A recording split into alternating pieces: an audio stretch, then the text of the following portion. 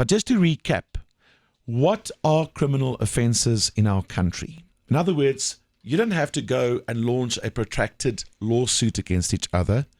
You can go to a police station. It's like someone stealing from you. It's like someone killing someone. Yes. Those are criminal offences. Got you, okay. What, in terms of social media and all that, are criminal offences? So there are really two ways the law gets involved in your life. The first is criminal, right? It's when the police come and arrest you. It's you against the state. The sanction would be a jail time, a fine, those kinds of things. So in the real world, it's murder, rape, robbery, theft. In the online world, we have a whole range of criminal offences. And this is all new. A lot of them are new because what we used to do is apply all these disparate laws and try to apply them to these new platforms. But now we have the Cyber Crimes Act, which is brand spanking new in legal terms. Listen to this. It's about 2 years old. And in the Cyber Crimes Act, what they've tried to do is put all the criminal laws that apply to the online world under one umbrella. So we've got things in there like hacking. Hacking is a criminal offence. Password abuse, extortion, most commonly in South Africa, sextortion, but we see all sorts of types of extortion, non-consensual distribution of intimate images. We have a crime in South Africa called crimininjuria, which is probably my favourite and the one I use the most in my practice, because it's what you need to show is that somebody has seriously infringed your dignity. So we can use it in racism cases, as we've seen in Vicky Momberg, Penny Sparrow, Adam Katsovalis, Valapi Kumalo. We've seen a lot of crimininjuria cases in South Africa. For racism, there's been one for anti-Semitism. There was a guy called Mr. Lutswalo who tweeted to the South African Jewish Board of Deputies that the Holocaust would be like a picnic when we're done with all you Zionist beeps, beep all of you. 28,000 rand fine, 5-year suspended prison sentence, criminal record. Criminal record. That's the thing. And the joy of using a criminal offence is that you don't have to spend your money to go off to court in a civil suit. You can report it. You report it and it's in the hands of the police and the prosecutors. We have seen crimininjuria offences being prosecuted for cyberbullying. For example, in the case of Oyanda Mbuli, somebody posted about her that she was a stupid beep, and then posted her cell phone number and said, please can somebody go and find her a blesser. So she stops phoning my boyfriend asking him for money. Now she thought better of it and she deleted it quite quickly. But it was too late. Oyanda Mbuli had her screenshot. She went off here to the Midrand police station and there was 2 prosecutions. Her criminal sentence was a 6,000 rand fine, 350 hours of community service. She had to attend an 8-week adult life skills program, a program for adulting. Who knew? Criminal record? Criminal record. And the criminal in that case was actually studying law. Now she's got a criminal record. Now try and get a job as a, Well, it's not impossible. There's lots of dodgy lawyers out there. That's why I stopped talking. So the thing about criminal capacity, Martin, and that this is very important, is that everybody in South Africa has this idea that until you're an adult, until you're 18, the law doesn't really apply to you, right? And that's not the case. In South Africa, from 14, you have full criminal capacity. From 12, it's dependent. So if you're 12 or 13 years old, the police will look at you and say, how educated are you? How mature are you? Should you be able to appreciate the consequences of your actions? Should you be able to know the difference between right and wrong? The 12-year-olds of today are pretty jacked up. Mm-hmm. And I think if you're old enough to have a cell phone, a smartphone, you're old enough to commit a criminal offense. So hang on now. What you're saying is if you're 12 years old and you think it's okay to spread an ugly picture or an ugly meme with someone's face on a WhatsApp group, you could face criminal charges. Absolutely. Just let that sink in for a second. Because there are adults walking around with completely misguided sense of what they're entitled to doing on social media. Yeah. There are children more so that think you're just going to be naughty if you spread ugly images, ugly memes, ugly stickers of someone. Or you might just get some detention. No, that's it not is the case. a crime from 12 on. Can That I is Can incredible. I ask, sorry, because I'm thinking as a 12-year-old, What does that really mean for me, though? If I've now got a criminal charge against me, what are the consequences of that? What will happen? In general, what we see is community service. You would have to obviously appear in court as an accused person. We had it nearby here. There was a case. It's a fairly old case now. It was at Waterkloof High School, and there were 3 teenage boys who created a picture, a very, very badly photoshopped picture. It was actually only one of the boys who created the picture of 2 naked men sitting on a couch, and then photoshopped badly, not like the deepfake AI stuff we're seeing now. It was a rubbish Photoshop job.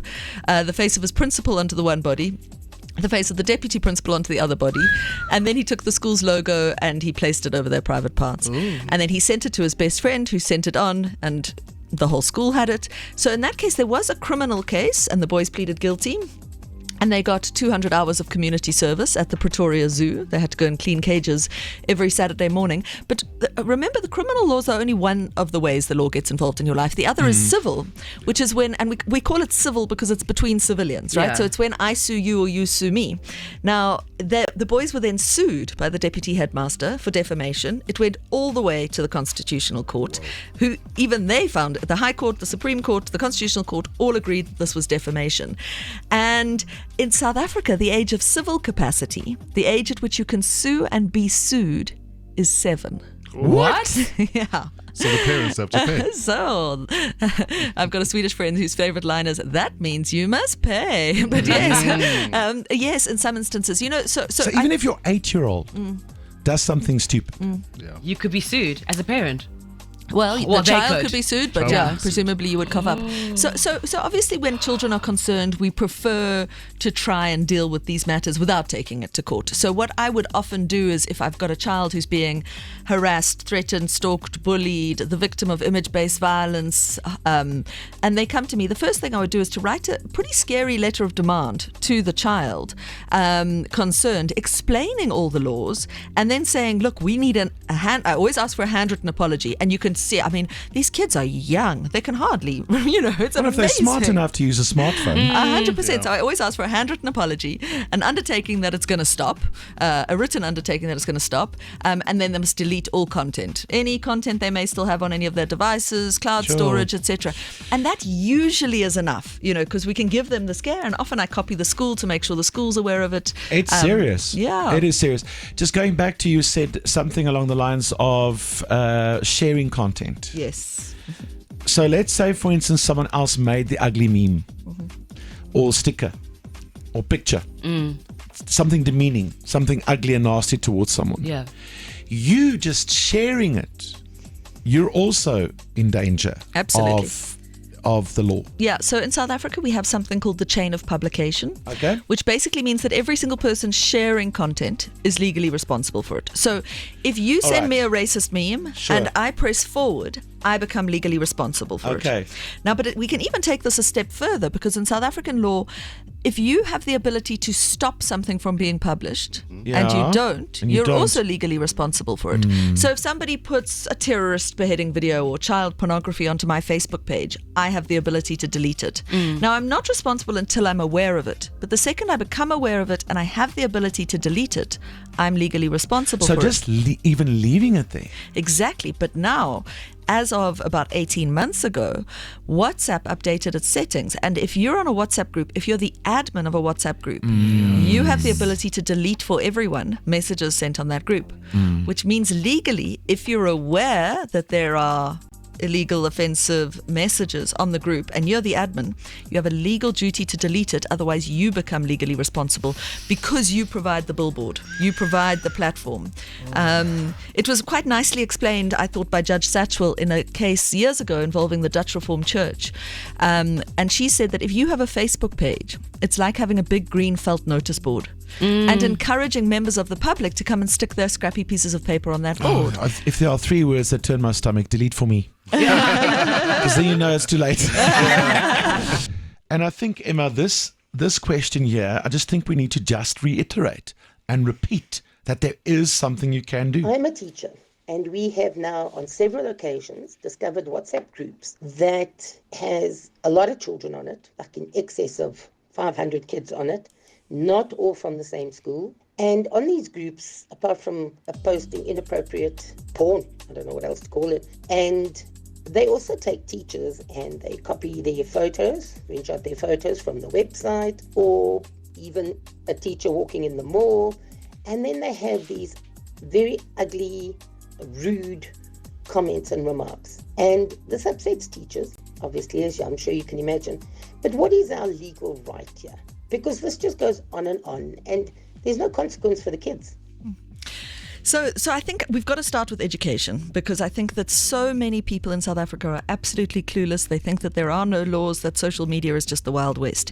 And the WhatsApp groups are the worst. You know, you can have 1,024 people on a WhatsApp group now. These are vast platforms, and the kids are on these platforms that are so big, as the teacher said, with people that they don't know. And the risk in those instances is that you're actually assuming responsibility for what other people are saying, and those people are people you do not even know. Because in South Africa, I said, if you have the ability to stop something from being published, you're legally responsible for it.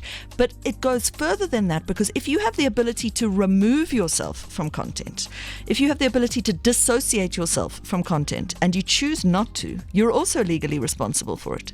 So what I'm teaching, even from primary school level, you're on a WhatsApp group, there's something dodgy going on that WhatsApp group, get out of Dodge, or say something. Say, hey guys, this isn't cool. So it just takes a few people, and where I am spreading that message, the feedback I'm getting down the line is that the platforms are extinguished before they do much harm. So there was a case in Pretoria where a couple who were married to each other got divorced. The ex-husband got remarried to a new woman, and the new woman went onto Facebook and called the ex-wife a pedophile. Didn't name her. She said, how dare that woman? But people knew who she was talking about. And in writing this post, she tagged her husband. Now, the husband didn't like it. He didn't share it. He didn't comment on it. But crucially, he didn't go and untag himself. So when the ex-wife sued for defamation, she sued them both. And I was in court. Judge Hemstra said to the husband, but you could have untagged yourself. You chose to be associated with that content. You're in the chain of publication. You have to pay the same amount of damages as your new young stupid wife. Now, on the basis of that, if you're on a WhatsApp group, you've got to leave if something's going down. Can you please spell it out for that teacher?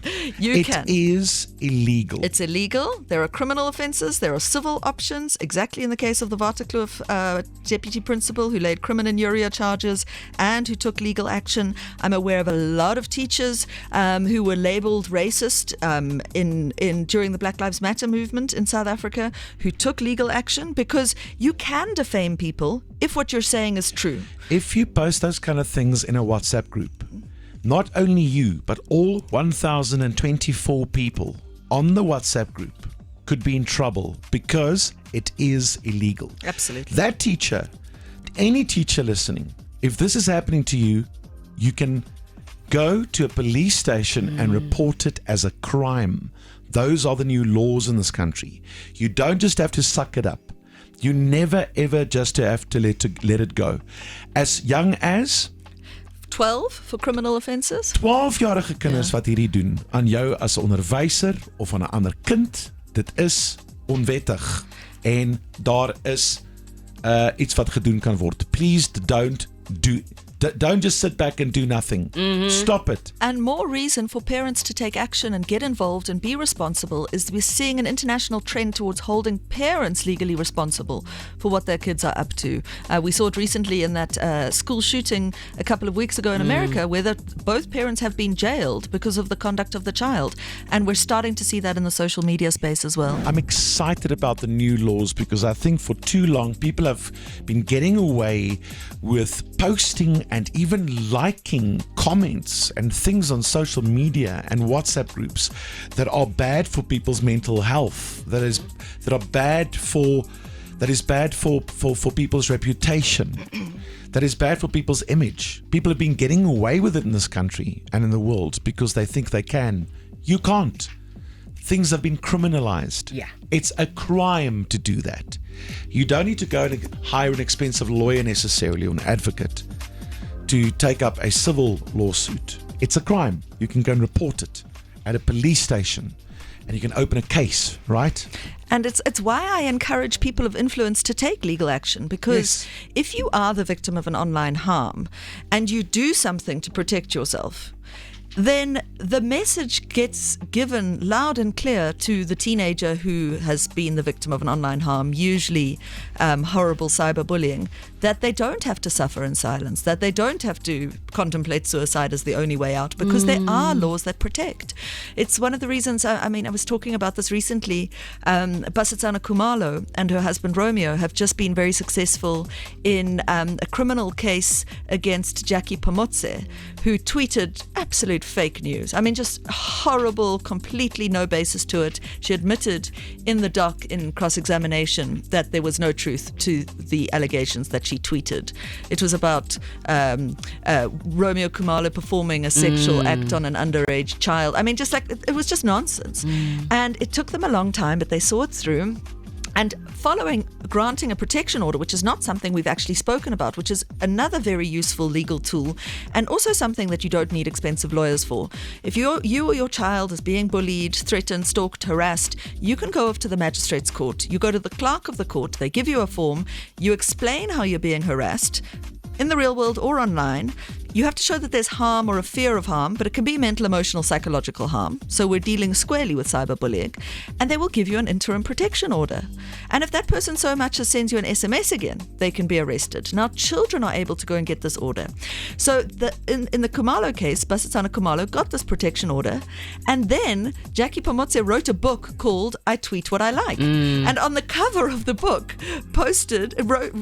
included the case number of the protection order. And then she was held guilty of contempt of court as well, because she just didn't give a damn about the court ruling. She's been given 2 years of house arrest, plus fines, plus 16 hours of community service a month, plus. Criminal record. And a serious criminal record. 2 years of house arrest. Go and try and travel. Well, house arrest. What I want to say? Oh, what counts as cyberbullying? Because I think we use the phrase quite freely. What does it mean? What does it look like? So for me, it's where there is harm caused, which can be mental, emotional, psychological harm. Can it be done in a joke? This is the default excuse. When people mess up, they say one of two things: I was joking or I was hacked. Right? Now, with the kids, they're exploring humor, and humor is important. We live in tough times. We must be able to laugh. We must be able to laugh at ourselves, at each other, but not where it causes someone harm. So what I often talk about when I'm speaking at schools is the importance of tone in digital messages, which is hard, but emojis help.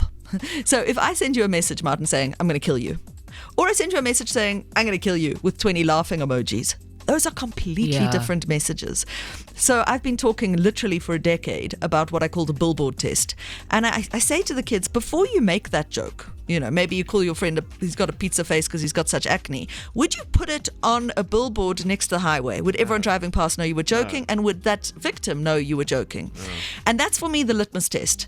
And it sounds a little bit of a killjoy handbrake test. But humor is important, but there's a difference between harm and humor. So be careful, because that was that case that went all the way to the Constitutional Court, to the Waterkloof case. That was the boys were joking. It's not a joke. But a joke can sometimes cause harm. It's just not a joke. So you've got to be careful. It's certainly not a magic wand just to say, oh no, but I was joking. And the court decided it wasn't a joke. Correct. All right. Good luck answering this question. Ek wil graag weet, in julle opinie, wanneer is die regter ouderdom vir 'n kind om 'n selfoon te kry? I'm not a parent, but my answer would be 18. Maybe that's why I'm not a parent. Look, What age? Phones are a part of our lives now, and I have been shouting from the rooftops to anybody who will listen to me that smartphones should be outright banned in primary school. 13 at an absolute minimum.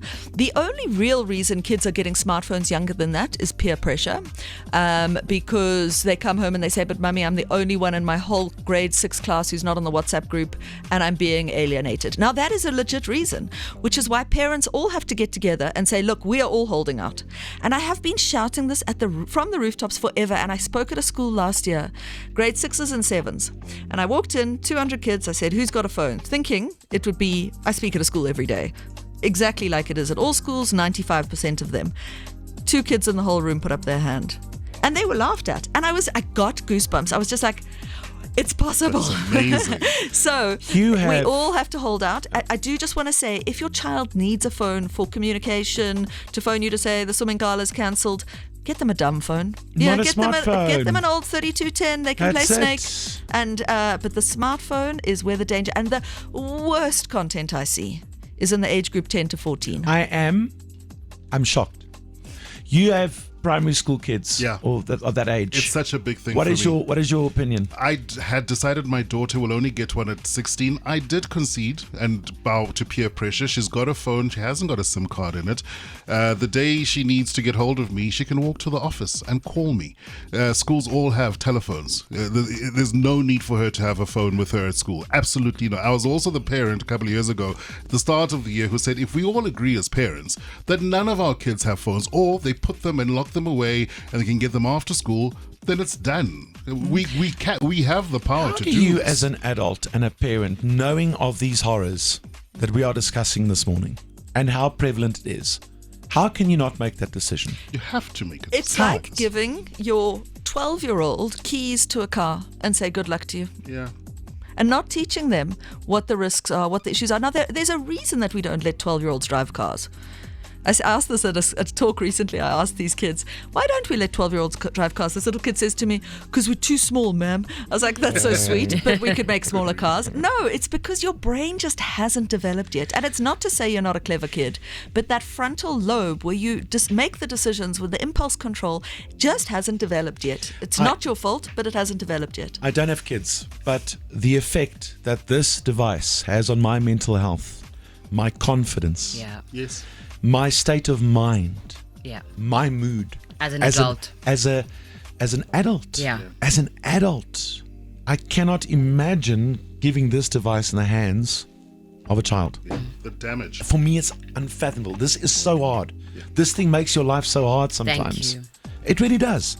Now, giving this to someone, you need a license for this thing. You should. Actually, should my have last licenses. book, I called it the K53 to owning a smartphone. Emma Sadlier, our guest on the show this morning. We're talking about social media, WhatsApp groups, and the laws, the new laws in this country around that. If you thought that you can say what you like, if you thought you can share what you like, if you thought you can even just like what you like, you're wrong. There are laws. These are criminal offences. You can go to a police station, and yes, you can talk about prosecution and stuff. Just our whole process of having cops knock at your door, or cases being opened, or appearing at a police station or a court. Trust me, it's not what you want for you, your family, or even your children. If something like this happens and you go to your local police station and they do not want to open a case against the child or the other individual, how do you go about it from there?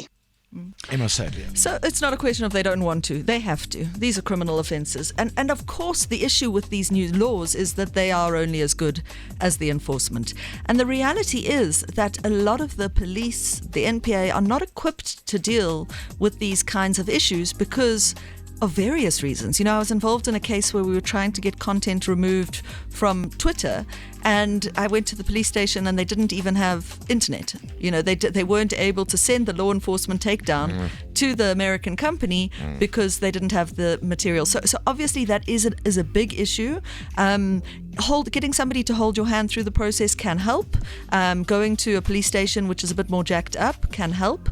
And you know, often it's why I say let's do as a first point of call, write this aggressive letter, a cease and desist letter, seeking what we want, because sometimes that means we don't have to go through the court process because courts are horrible places. If you're just tuning in, it's also informed opinion and popular opinion. Well, actually, maybe it should be more popular than it is, that children at primary school level should not have access to smartphones, especially not during school time. 100%. You mentioned something about some schools locking it away in lockers. Does that help? That's even at high school. So what we're seeing is an international trend. Certainly, lots of places in the UK, whole states in Australia have made schools phone free.